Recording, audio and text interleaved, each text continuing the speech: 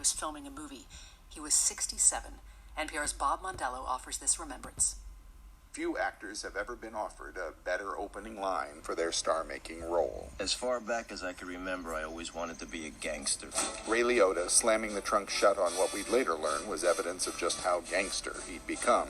Those steely blue eyes, the intensity that made him terrifying even when he was terrified, all there in that very first shot. To me, being a gangster was better than being president of the United States. Even before I first wandered into the cab stand for an after-school job, I knew I wanted to be a part of them. It was there that I knew that I belonged.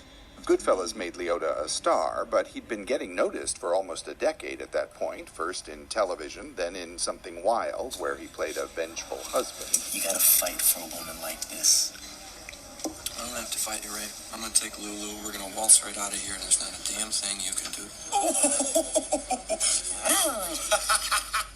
Absolutely terrifying.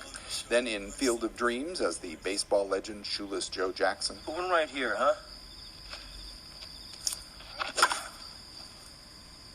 Right. You're a low ball hitter. And I did love this game. And then Goodfellas. For a while after that film, he turned down tough guy roles because he didn't want to be typecast, going for parts like the devoted dad in Corinna Corinna opposite Whoopi Goldberg.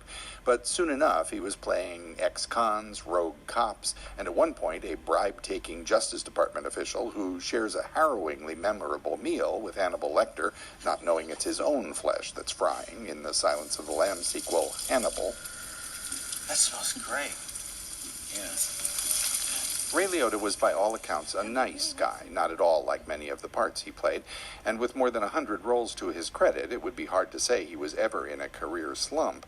But his career had definitely been experiencing a renaissance of late, and if that first line in Goodfellas was in any way his watch cry, he was still living that gangster dream. A harrowing role in last year's Sopranos prequel, The Many Saints of Newark, and just on the verge of executive producing a Gangland documentary series. He was, in short, still in his prime, and a good fella to the last.